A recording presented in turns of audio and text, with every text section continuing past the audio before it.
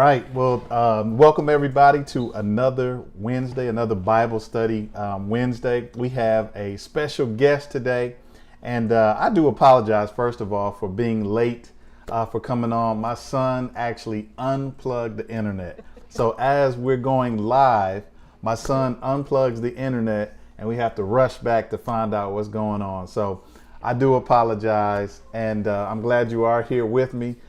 We have, like I said, a very special guest. This is a great treat for us today.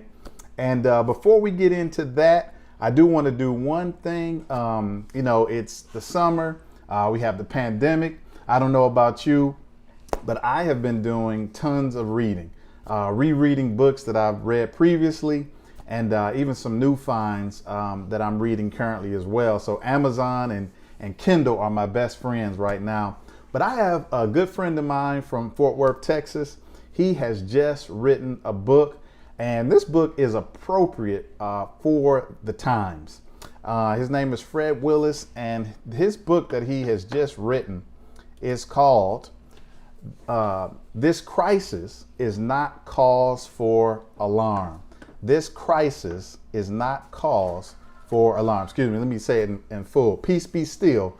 This crisis is not cause for alarm. It's by Fred Willis. It can be found wherever your ebooks are sold. I do have a copy myself.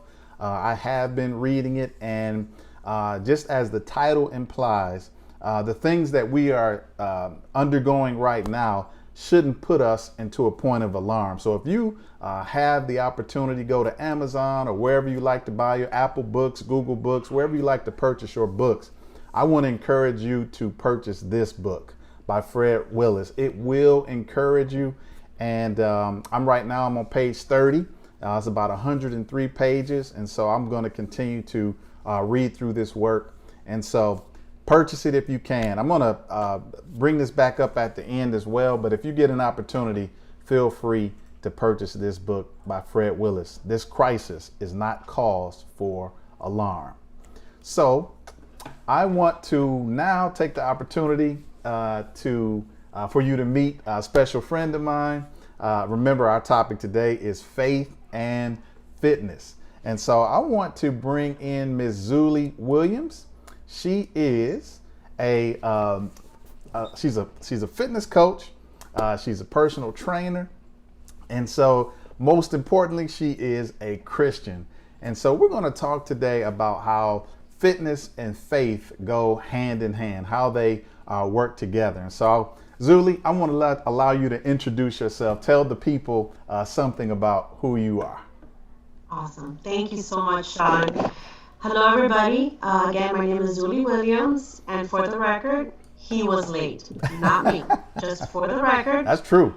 Okay, just want to clarify that there, because I am Cuban, so we do have a bad rap about this, so let's just clarify that.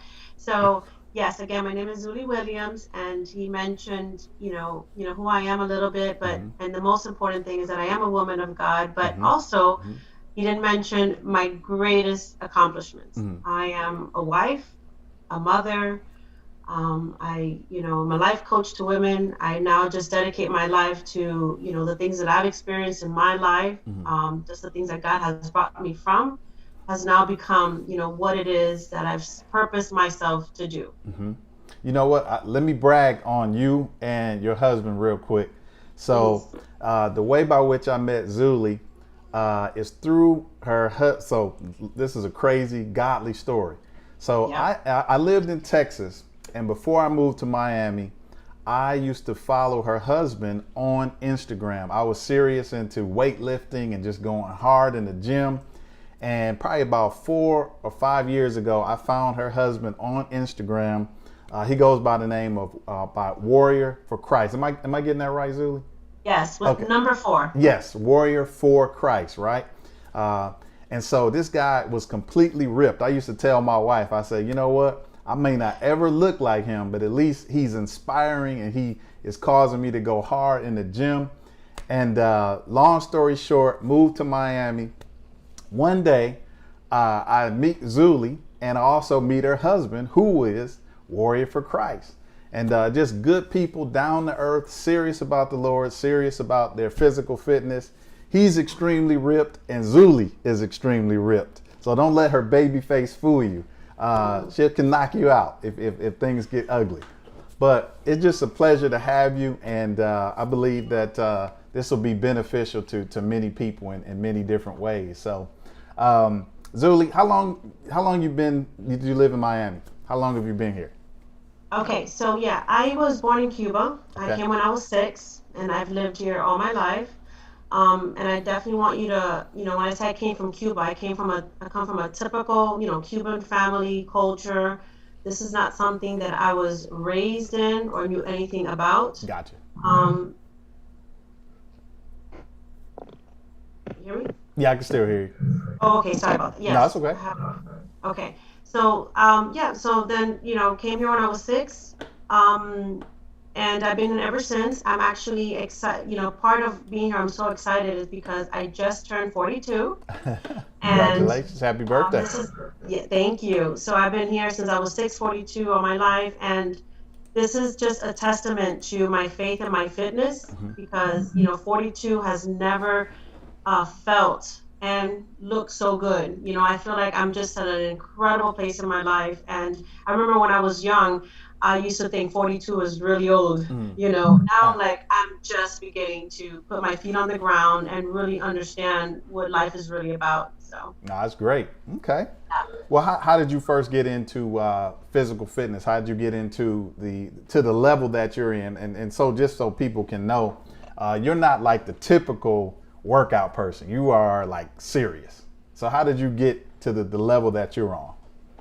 Okay. So just so a little history, I'm the oldest out of 5. Okay. Okay. And I just had to grow up and do things. I was just genetically what you would call a tomboy. I would go out, play with the boys, just get out, and be active and do things, right? So, Gotcha. which, um, I played basketball. I came, took my brothers around. I was always taking care of them and just always, active somehow. I'll be that girl running down the street in a kickboxing class, just active. Okay. Gotcha. But never ever did I work out. Okay. Never touched a weight or anything. And this is really encouraging here. Gotcha. It wasn't until 2004, which has been 16 years ago, which is actually when I met my husband, Okay. that he's the one that, not only led me to Christ, but also the one that taught me everything that I know. So Okay.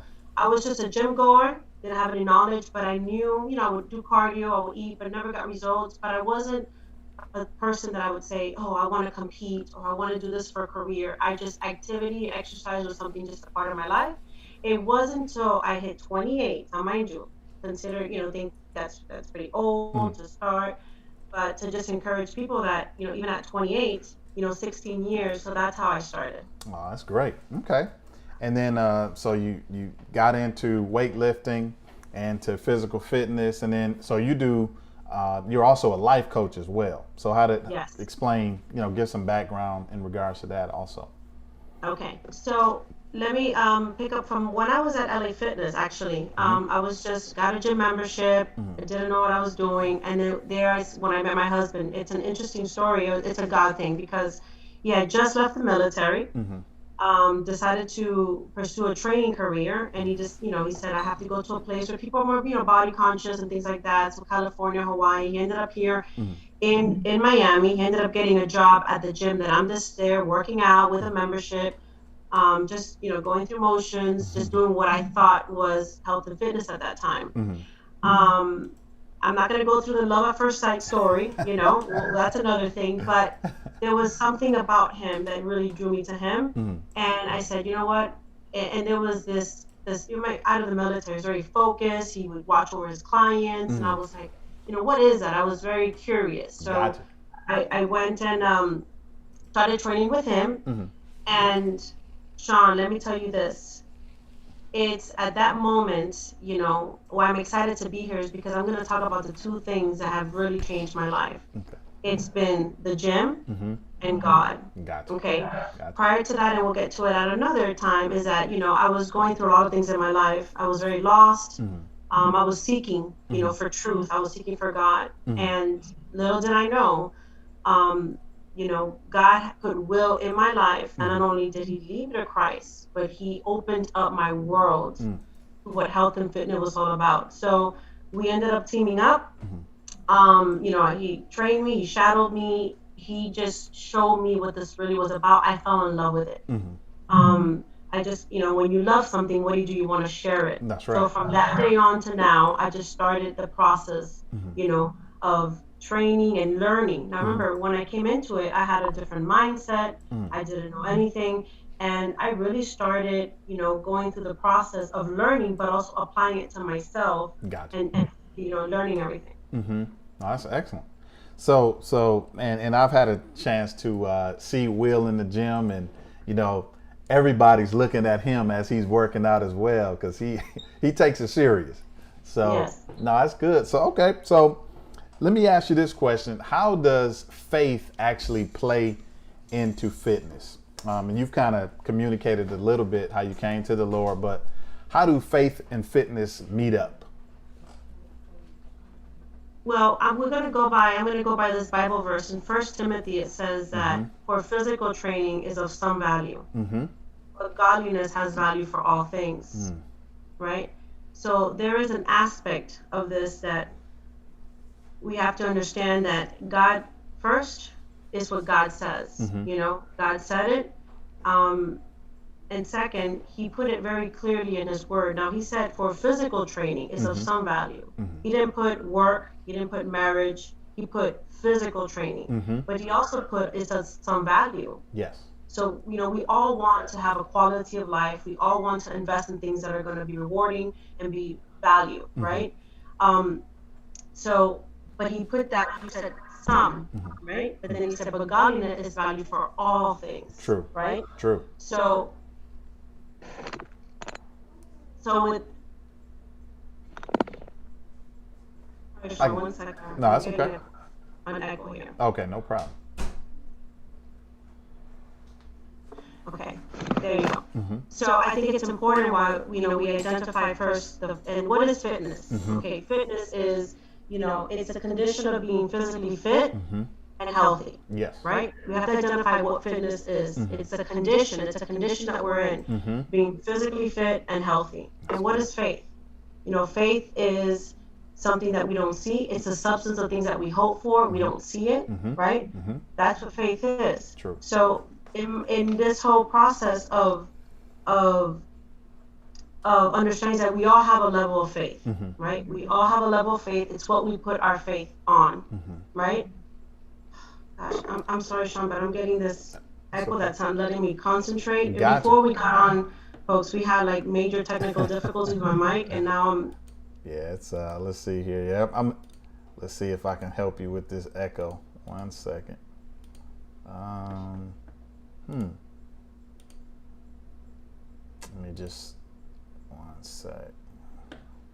Sorry for the technical difficulties. I'm sorry to the audience and everybody that... Oh, no, that's okay. That is okay. I had a little echo that started last week, but...